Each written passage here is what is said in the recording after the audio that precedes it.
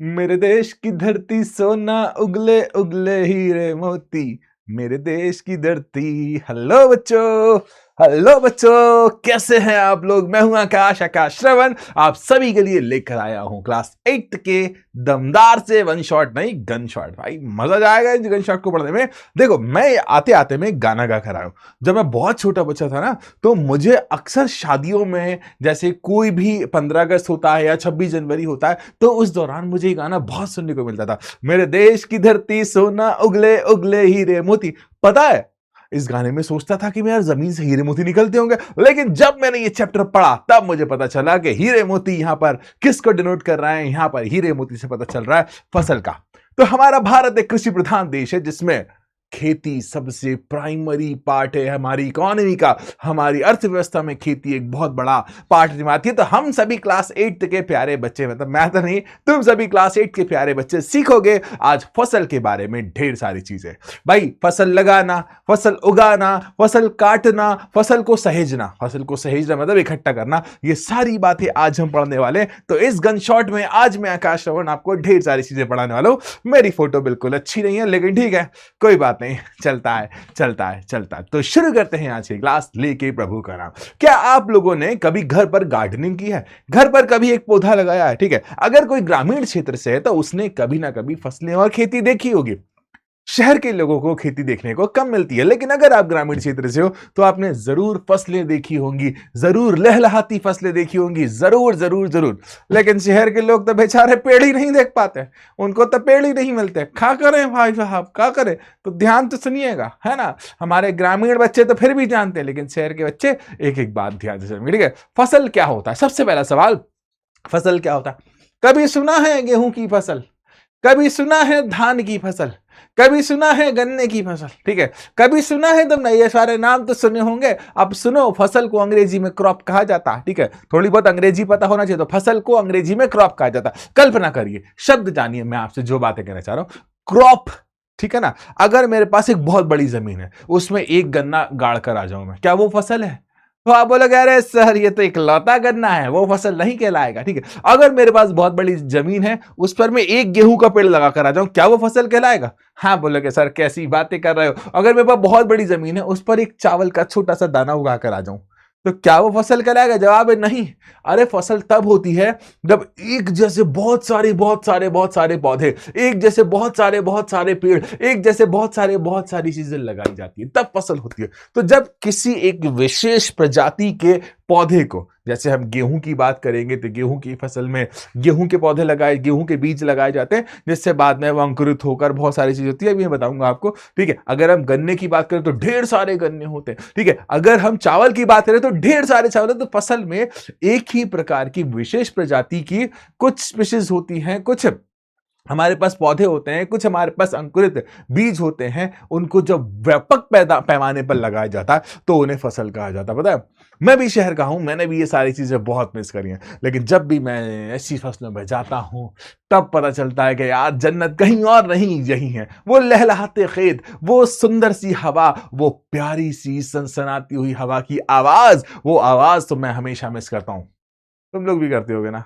तुम लोगों को तो मिल जाती होगी यार, हमें नहीं मिलती। तो आज मैं आपको फसल उत्पादन और प्रबंधन के बारे में ढेर सारी बातें बताऊंगा। मैं समय नहीं लगाऊंगा, डायरेक्टली कृषि पद्धतियों के बारे में बताऊं। पता है, पहले बताते हैं, मैं तो तब था नहीं भाई, उस जमाने में मैं तो था नहीं। ऐसा कहा जाता है कि हम इंसान जो थे, हम बोल भी नहीं पाते थे, ऐसे भी नहीं बोल पाते थे। ठीक है, हमें पता ही नहीं था, है ना, हमें पता ही नहीं था कि दुनिया में मोबाइल भी हो सकता है। जब मोबाइल आया तो गड़बड़ हो गई। ठीक है, तो क्या हुआ कि करीबन 10,000 ईसा पूर्व, मतलब बहुत साल पहले, अपन इमेजिन भी नहीं कर सकते थे। हम इंसान जो है ना, रहने और खाने के लिए इधर उधर भटकते थे।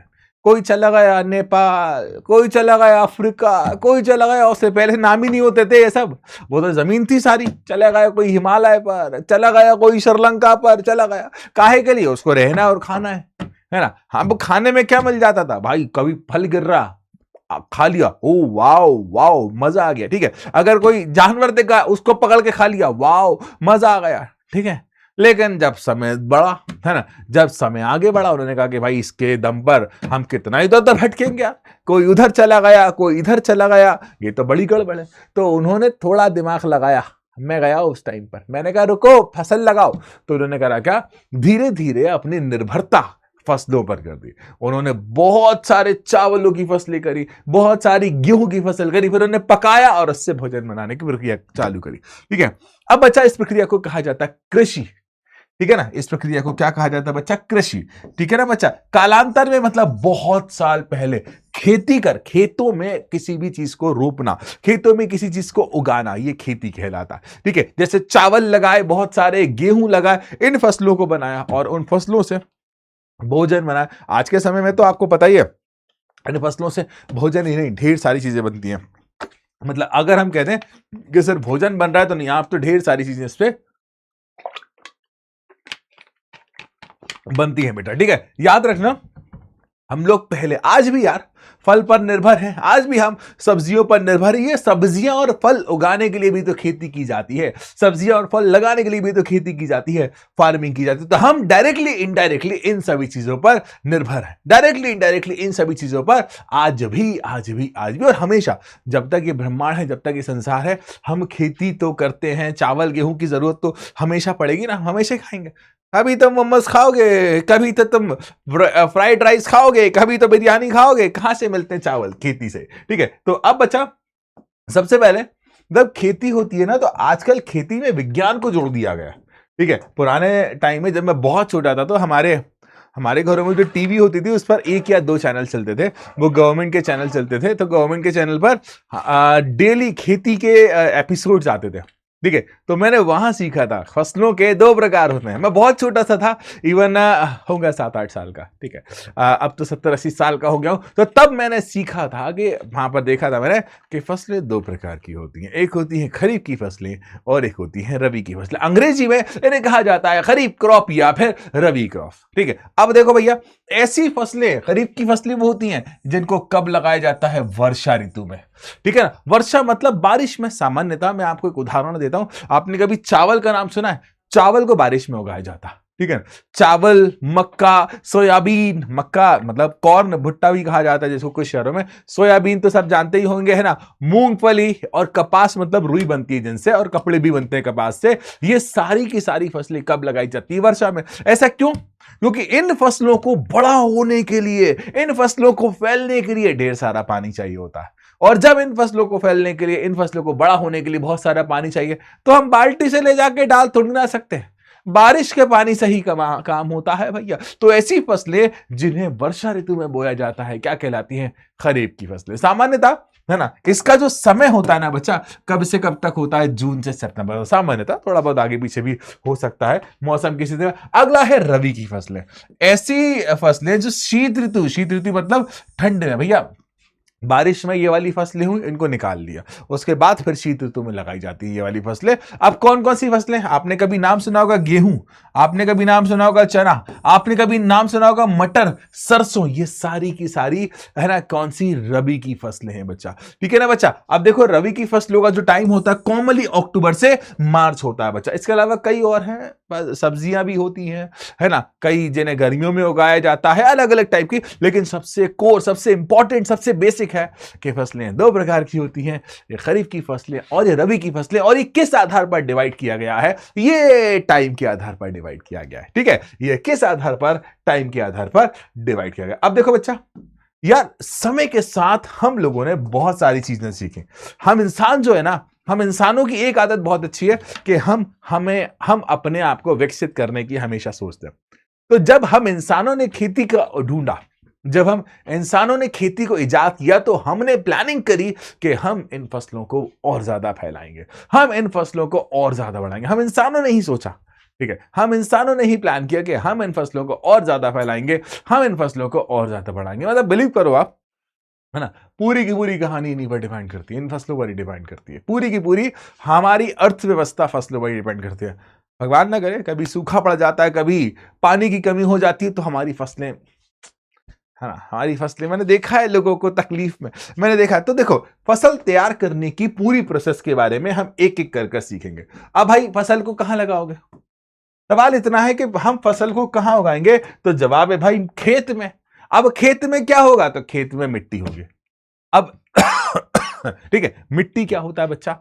भैया हमने एक फसल निकाली है। अब फसल निकालने के बाद मिट्टी में भैया पोषक तत्वों की कमी हो जाती है, एक चीज। दूसरा, मिट्टी भाई जब चिकनी हो, मिट्टी की ऊपर लेयर जब कड़क हो जाती है ना बच्चा, तो निचली मिट्टी तक प्रॉपर ऑक्सीजन पहुंच नहीं पाती है। ठीक है, अब इसके लिए हम क्या करते हैं, मिट्टी को पोला करते हैं। मिट्टी को क्या करते हैं, ऊपर नीचे करते हैं। कुछ लोग हाथों से भी करते हैं, मैंने आज भी देखा है कि कुछ लोग हाथों से। आपने कभी गेती का नाम सुना होगा, ऐसे अभी बताऊंगा मैं, है ना। गेती का, जिसको बांध कर, है ना, जिसको हल भी कहा जाता है, जिसको बांध कर बैलों की सहायता से आगे बढ़ाया जाता है। तो मिट्टी को उलटना पुलटना, ठीक है, मिट्टी को उलटना पुलटना क्यों, ताकि उसको पोला करा जा सके, ताकि उसके अंदर वायु का आदान प्रदान हो सके। ठीक है, अब देखो भाई, मिट्टी को जब हम उलटते पुलटते हैं ना, तो इस प्रक्रिया को क्या कहते हैं बच्चा, जुताई। ठीक है ना, मैं हाईलाइट कर दे रहा हूं बच्चा। जब हम मिट्टी को उलटते पलटते हैं, है ना, ये और इसको पोला करते हैं, तो इस प्रक्रिया को क्या कहते हैं, जुताई कहते हैं। अब कैसे करते हैं, सामान्यतः हल से। सबसे ज्यादा उपयोग किए जाने वाली इसमें जो प्रोसेस है वो है हल। हल पहले के टाइम पे लकड़ी के ही बनते थे, लेकिन आजकल बहुत सारे टाइप के आ गए। पहले के टाइम में इंसान हाथों से चलाता था हल, ठीक है, या फिर बैल की सहायता से चलाता था, लेकिन आजकल तो मशीन से आ गई हैं, वो खुद ही अपने आप चलाती है। अगर मिट्टी बहुत सूखी है ना, अगर मिट्टी बहुत सूखी है, तो उसको उलटने पुलटने से पहले, ठीक है ना, उसको ऊपर नीचे करने से पहले हमें पानी देना पड़ता। ठीक है ना, हमें क्या करना पड़ता है, पानी देना पड़ता। क्योंकि यार सूखी मिट्टी को अगर हम उल्टे पलटेंगे, तो हमारी जो इच्छा है कि मिट्टी के अंदर वायु का आदान प्रदान अच्छी तरह से हो, वो कम हो जाता है। अब देखो क्या होता है, जितने भी मिट्टी है, वो मिट्टी कभी कभी सूख जाती है, और सूखने के बाद मिट्टी कड़क हो जाती है और बड़े बड़े टुकड़े बन जाते हैं उसके। अब उन टुकड़ों को तोड़ा जाता है पहले। ठीक है, कैसे तोड़ा जाता है, तोड़ने के लिए हम उपयोग करते हैं पाटल का। ठीक है ना, तोड़ने के लिए हम किसका उपयोग करते हैं बच्चा, पाटल का। अब देखो भाई, उलट दिया पलट दिया, पोला कर दिया, जुताई कर दी, है ना, आपने मिट्टी को उलट दिया पलट दिया। अब अगली बारी जो कि क्या है, बुआई। ठीक है, और फिर सिंचाई। बुआई और सिंचाई के लिए खेत को तैयार करना और समतल करना बहुत आवश्यक होता है, और एक इसकी सहायता से किया जाता है बच्चा बटर। मतलब आप खेती करने की प्लानिंग कर रहे हो, आप फसल लगाने की प्लानिंग कर रहे हो, तो पहली बात याद रखना, मिट्टी को उलट पलट देना। अगर तुमने मिट्टी को उल्टा पलटा नहीं, अगर तुम मिट्टी को उलट पुलट नहीं पाए, गड़बड़ हो जाएगी। क्या हो जाएगी बच्चा, गड़बड़। अब हम एक एक कर कर औजारों की बात करते हैं, है ना, जिससे हम जुताई कर पाए, जिससे हम मिट्टी को पोला कर पाए। तो बच्चा देखो, अच्छी उपज के लिए देखो बेटा, कभी भी हम खेती करते हैं, कभी भी हम भैया कृषि का कार्य करते हैं, तो कृषि कार्य में अच्छी फसल होना बहुत आवश्यक है, बहुत जरूरी है। खाना कहां से मिलेगा, खाना कहां से लाओगे, तो इसके लिए हम पहले मिट्टी को तैयार करते हैं, है ना, मिट्टी को पोला करना या फिर भुरभुरा करना बहुत आवश्यक है। ठीक है, अब इसको करने के लिए अलग अलग औजारों का, एपरेटस का उपयोग किया जाता है। सामान्यतः हल या फिर कुदाली, और आजकल कल्टीवेटर का उपयोग किया जाता है। पहले हल का उपयोग किया जाता था, कुदाली और कल्टीवेटर का उपयोग आजकल किया जाता है। ये हमारे सबसे प्रमुख औजार। तो एक एक कर मैं आपको सबके बारे में बताता हूं। आप इस डायग्राम को देखिए, आप इस डायग्राम को देखिए, ये दिख रहा है, मतलब ये तो पूरा फ्रेम है ना। ये क्या दिख रहा है आपको, ये पूरा क्या है बच्चा, फ्रेम। सी, ये दिख रहा है, ये पूरा, अरे ठीक है, ये पूरा क्या है बच्चा, ये पार्ट दिख रहा है ना, ये पूरा है फ्रेम। ठीक है, अब ये वाला जो दिख रहा है ऐसे बना हुआ, कुछ ऐसा, ये डंडा ऐसा लगा है, ये रहा वो डंडा, और इस डंडे पर यहां पर हमारे अंकल खड़े, और ये ऐसा बना हुआ। जब ये बैल चलती है ना, तो ये डंडा जमीन के अंदर ऐसे फंस जाता है और आगे बढ़ता जाता है। ठीक है, इसे हल जोतना भी कहा जाता है। ठीक है ना, इसे हल जोतना भी कहा जाता है। आपने कभी सुना होगा, कहां जा रहे हो भैया, हल जोतने जा रहे हैं। ठीक है, पहले इसी प्रकार से किया जाता था। अब देखो, अगला है हमारा कुदाल। ठीक है, इसकी सहायता से ये हिस्सा पकड़ होता है, पकड़ने वाला। ठीक है, ये मुड़ी हुई फावड़ा नुमा ऐसी तिरछी रहती है ये प्लेट। ठीक है, ये हैंडल होता है बच्चा, ये झल दिख रहा है ना, ये जोत होती है, इसको हैंडल से भी पकड़ा जाता है, और ये पूरी क्या है बच्चा, छड़ है। ठीक है, ये प्रक्रिया आपने सुनी होगी। तो देखो बच्चा, ठीक है ना भैया, खेती बाड़ी ऐसा तो है नहीं कि आपने अभी चालू करी है, फसल लगाना ऐसा तो है नहीं कि अभी चालू करी, ये तो कई सालों से चली आ रही है और कई सालों तक चलती रहेगी। ठीक है, ये कई सालों से चली आ रही है और कई सालों तक चलती रहेगी। अब देखो बच्चा, हम जुताई करते हैं, है ना, खाद मिलाते हैं, खरपतवार निकालते हैं, मिट्टी को तोड़ते हैं, ये सभी करने के लिए हम पहले बहुत ज्यादा बैलों पर निर्भर थे, ठीक है ना,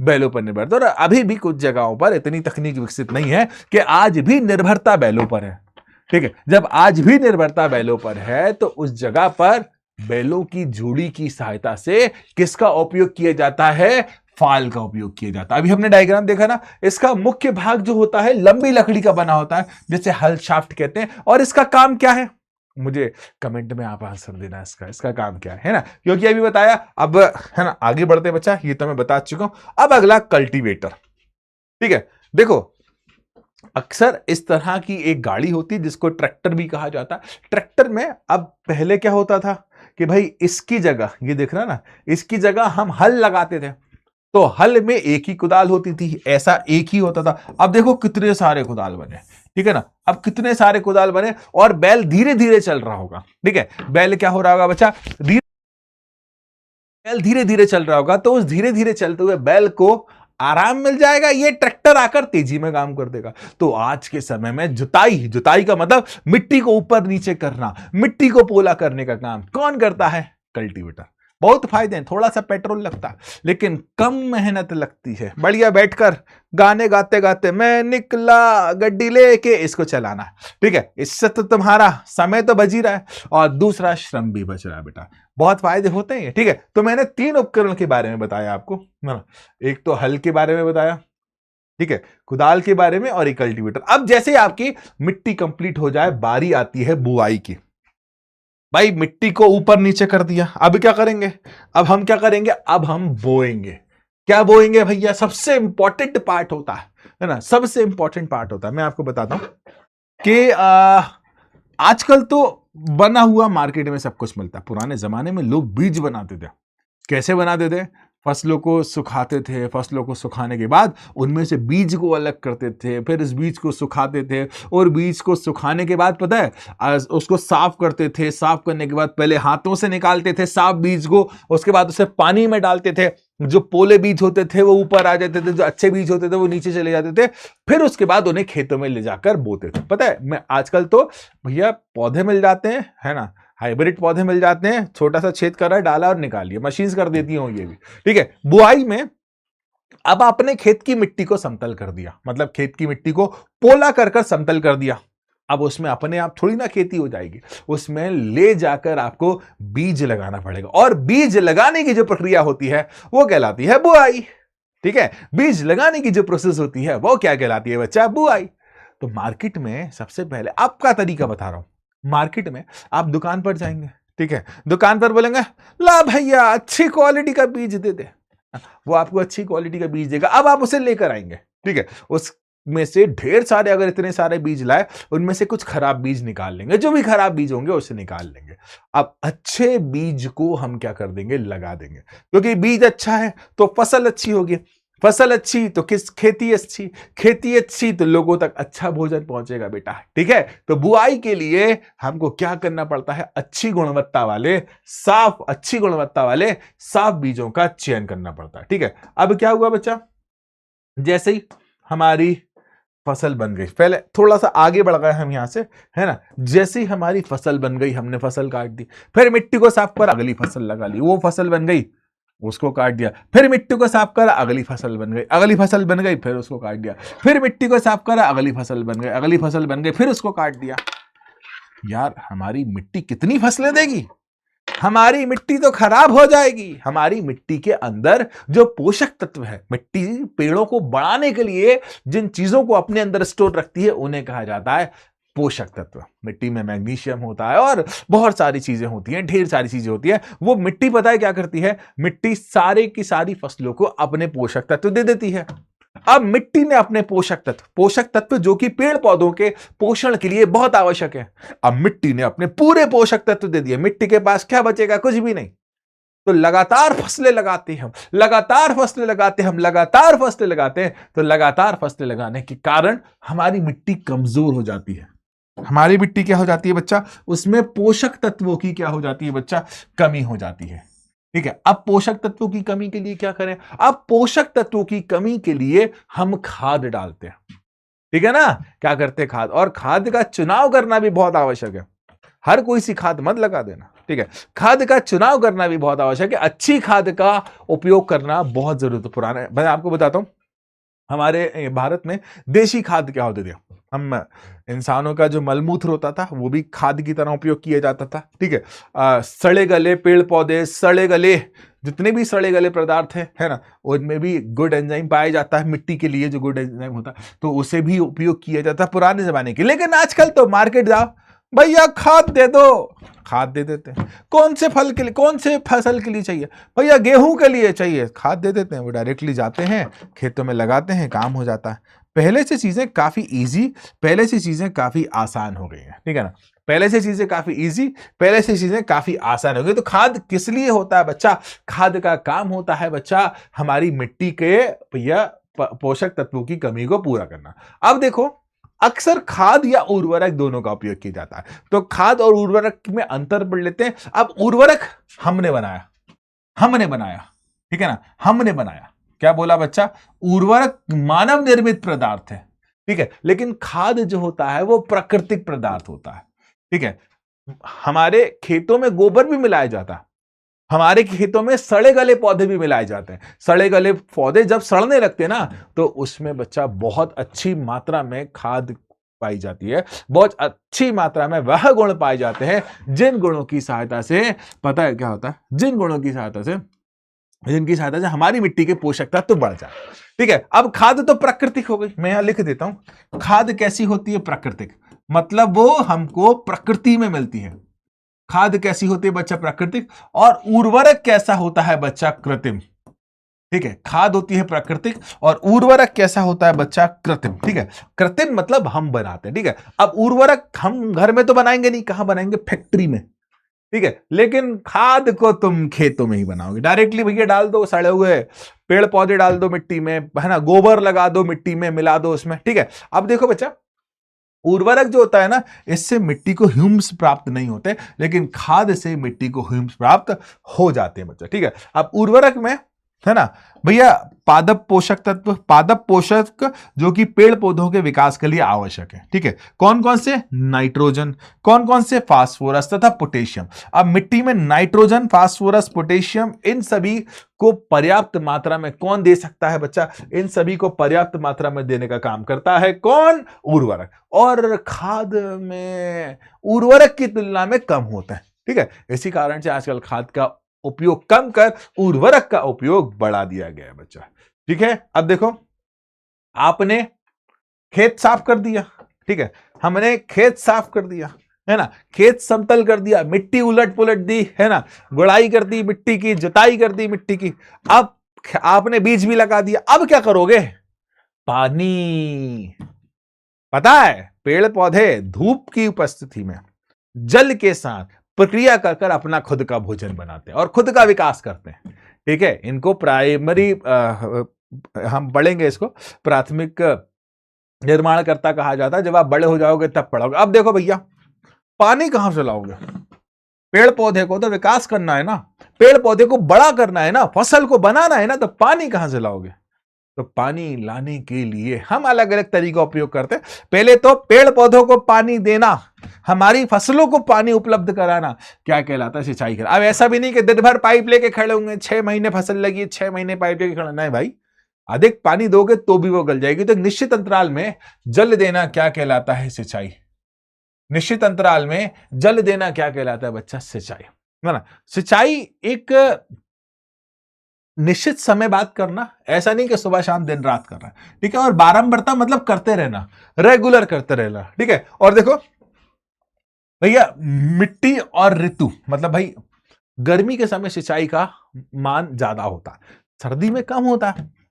अगर मिट्टी में ऑलरेडी बहुत अधिक मॉइस्चर तो भी हम कम सिंचाई करते हैं, ठीक है। अब देखो, गर्मी में अधिक होता है, ठीक है ना, गर्मी में काफी ज्यादा अधिक होता है, लेकिन सर्दी में काफी कम होता है। इस बात का ध्यान रखना बच्चा, ठीक है, इस बात का ध्यान रखना। तो गर्मी में भैया ज्यादा सिंचाई करना पड़ती है, लेकिन सर्दी में कम करना पड़ती है। ऐसा क्यों, क्योंकि गर्मी में पहली बात तो बहुत अधिक ऊष्मा होती है, तो वाष्पन ज्यादा हो जाता है, पानी भाप ज्यादा बन जाता है।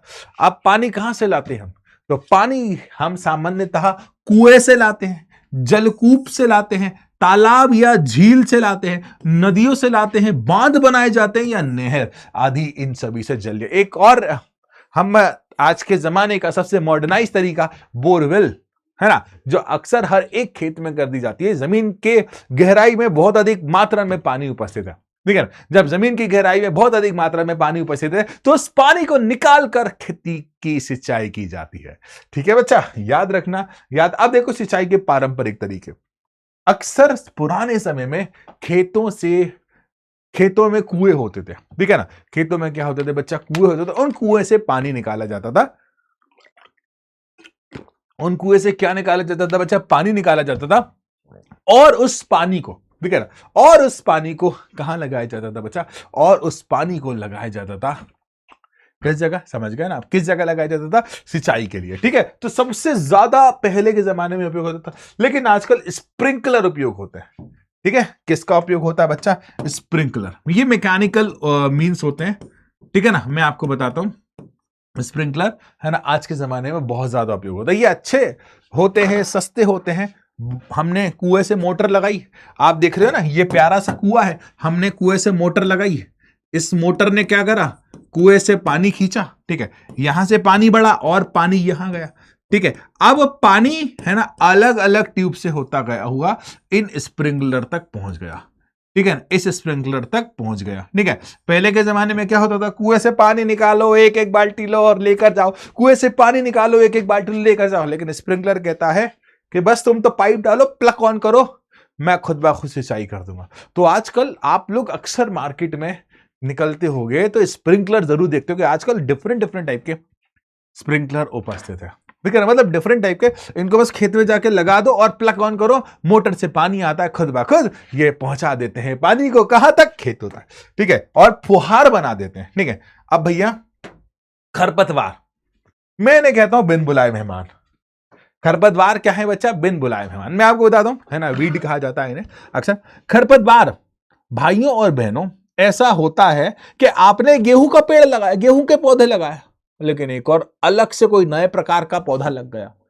अब यार आप सोचते हो कि लग जाए ना, क्या बुरा है, लग जाए ना, क्या बुरा है, कोई दिक्कत नहीं है, अच्छा है ना। हमने गेहूं लगाया लेकिन गेहूं के साथ एक और पौधा लग गया, हमारा तो फायदा, हम यही सोचते। लेकिन सच ये है कि हमारे पास वो जब पौधा लगता है ना, तो जमीन से पोषक तत्व भी तो ले रहा होगा। जमीन से जो गेहूं के पेड़ को, जिससे गेहूं की फसल को जिस पोषक तत्वों की जरूरत है, वो पोषक तत्व, वो वीड भी, खरपतवार भी तो ले रहा होगा यार। तो ये तो हमारी फसल को कम कर देगा।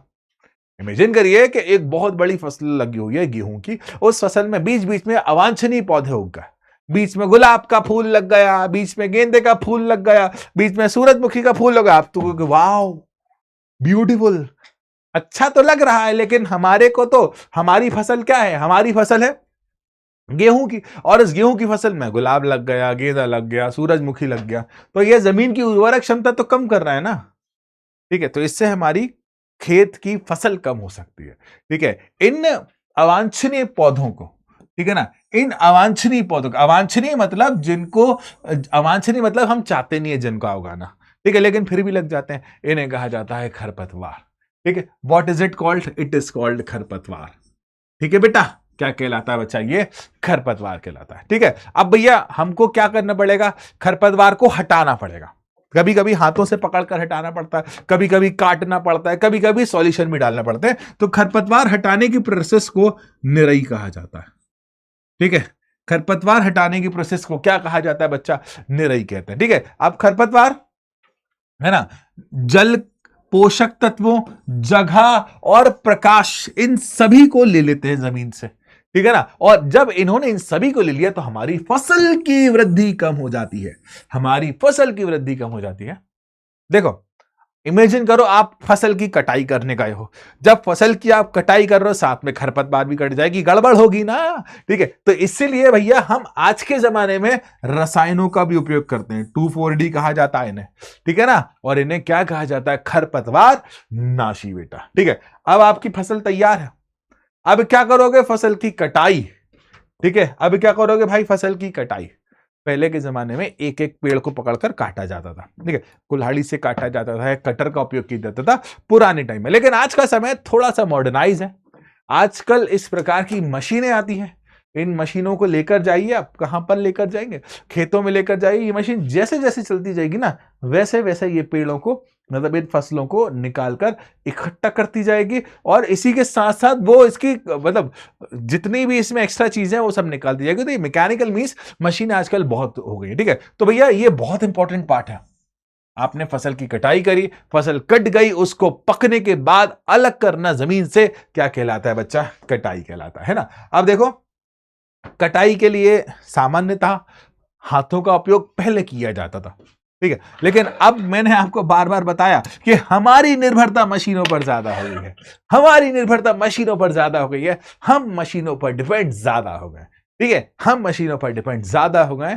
तो हम इस तरह की कंबाइन का उपयोग करके, ऐसे कंबाइन कहा जाता है, उपयोग कर भी करते हैं। आगे, अब आपने फसल बना ली, अब आपने सबसे पहले मिट्टी को क्लीन करा था, आपने मिट्टी को क्लीन करने के बाद बीज लगाया था, फिर सिंचाई करी थी, फिर खरपतवार का कंट्रोल करा था, फिर उस फसल को काट दिया। ये पूरी प्रोसेस थी। पहली क्या थी?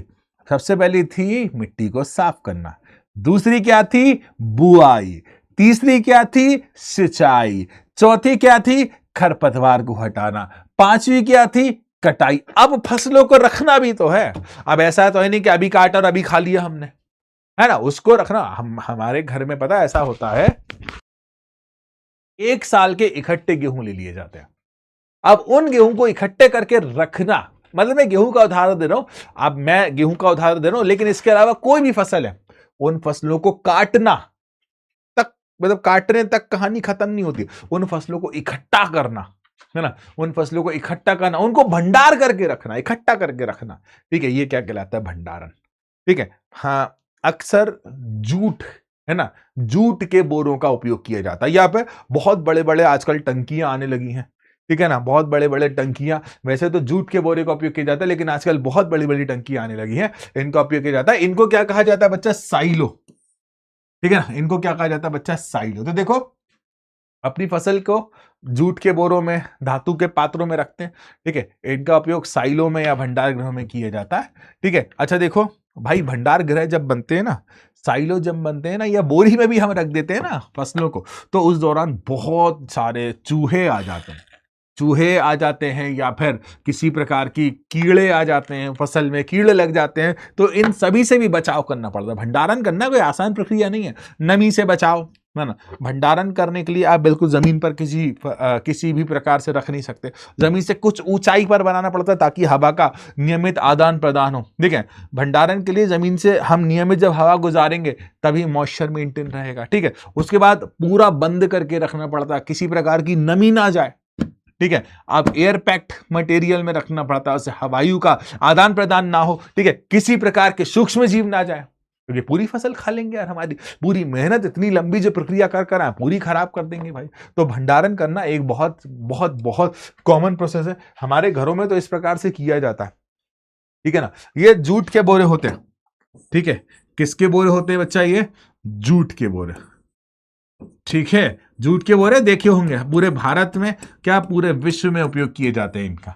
ठीक है ना, इनके अंदर रख दिया जाता है, हवा का आदान प्रदान भी होता जाता है। और देखो जमीन से कुछ ऊंचाई पर, आप देखो बिल्कुल जमीन पर नहीं रखा इसमें, है ना, पहले तो बिछाए उसके ऊपर रखा गया। ठीक है, और इस रूम में देखो अच्छी हवा आ रही है, अच्छी तरह से वेंटिलेटेड करा है इसको। तो बच्चा ये सारी की सारी चीजें हमारे बहुत काम आती है। ठीक है, ये सारी की सारी चीजें हमारे लिए बहुत उपयोगी है। ठीक है, मतलब हम भारतीय आज भी, कल भी और हमेशा फसलों पर निर्भर थे, फसलों पर निर्भर हैं और फसलों पर रहेंगे बच्चा। अब हम करते हैं कुछ क्वेश्चंस।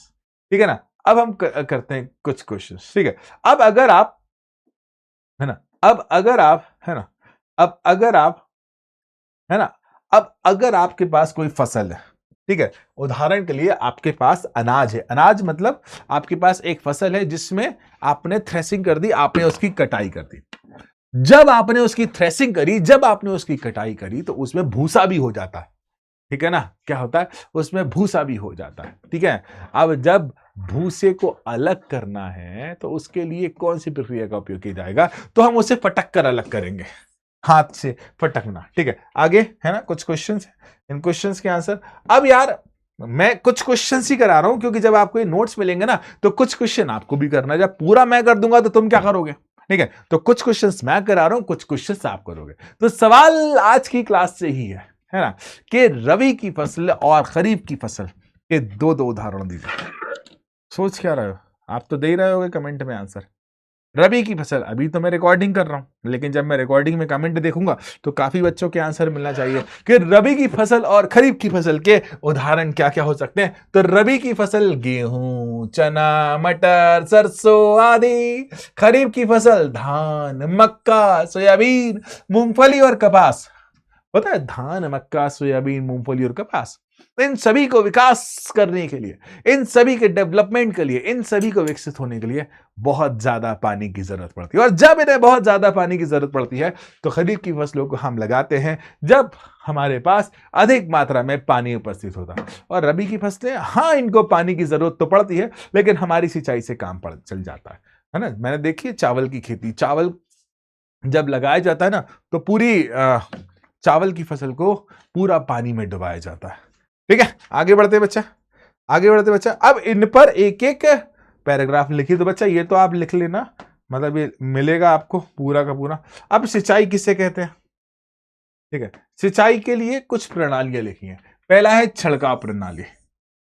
ठीक है ना, इसमें क्या होता है भैया, बहुत लंबा पाइप डाल दिया जाता है और उस पाइप को मेरे जैसा इंसान ऐसे पकड़ कर खड़ा रहता है और ऐसे डालता है, डिग डिग डिग डिग डिग डिग डिग डिग डिग डिग डिग, पूरी फसलों पर ऐसे ऐसे डालता है। आपने भी कभी ना कभी किसी ना किसी जगह पर छिड़काव किया होगा पानी का, है ना। एक लंबा सा पाइप ले जाकर ऐसे ऐसे डाला हुआ, हम लोग होली होली पर भी डालते हैं बहुत ज्यादा। ठीक है, अब ड्रिप प्रणाली, जिसको क्या कहा जाता है, स्प्रिंकलर सिस्टम। ठीक है ना, अगला क्या है बच्चा, ड्रिप प्रणाली, जिसको क्या कहा जाता है बच्चा, स्प्रिंकलर सिस्टम। तो बच्चा देखो, स्प्रिंकलर सिस्टम पाइप से जुड़ा होता है, इसमें हमको पानी देने के लिए खुद जाने की जरूरत नहीं होती।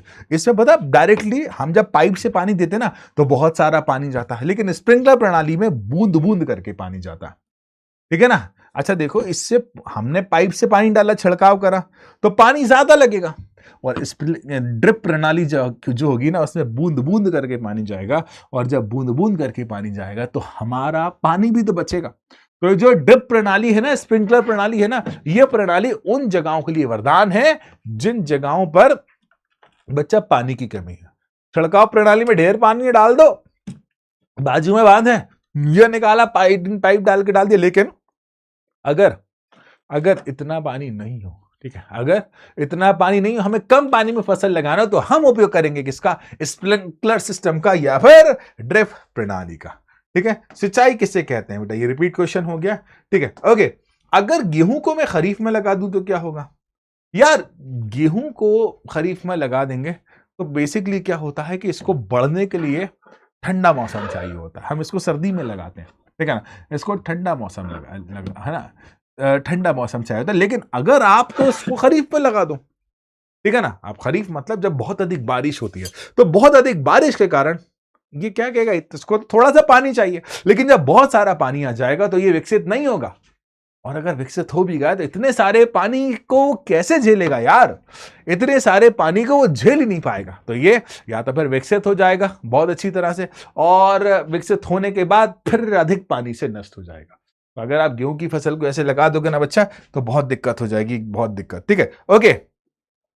अब खेत में लगातार फसल लगाने से मिट्टी में क्या प्रभाव पड़ता है? आपको याद है ना, खेत में हम बार बार फसल लगा रहे हैं, तो खेत के पास तो खनिज पदार्थ लिमिटेड है, खेत की मिट्टी के पास खनिज पदार्थ लिमिटेड है। जब खेत की मिट्टी के पास खनिज पदार्थ लिमिटेड है तो पता है इसलिए क्या करते हैं, हम खेत की मिट्टी में समय समय पर खाद या उर्वरक पदार्थ मिलाते हैं।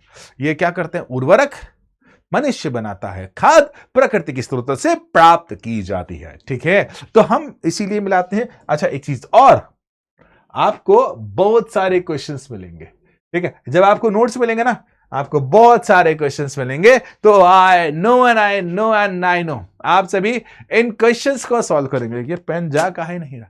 ठीक है, आप इन सभी क्वेश्चंस को सॉल्व करेंगे। ठीक है, आप इन सभी क्वेश्चंस को सॉल्व करेंगे। तो बच्चा देखो, मुझे उम्मीद है और आशा है आप लोगों ने इस पूरे चैप्टर को अच्छी तरह से सीख लिया होगा। आपने इस पूरे चैप्टर से खेती की प्रणालियों के बेसिक्स तो सीख लिए होंगे। अब हम मिलेंगे अगले चैप्टर जो कि और अच्छा, जिसमें हम थोड़ी बहुत बातें सूक्ष्म जीव की करेंगे। तो मजा आएगा आपको। इन क्वेश्चंस को जरूर सॉल्व करना और इन नोट्स को जरूर देखना। नोट्स आपको लिंक लगेगी यहां पर, उसमें मिल जाएंगे। तो इसी के साथ मैं आकाश श्रवण विदा लेता हूं। मिलेंगे हम अगले लेक्चर में। Bye bye.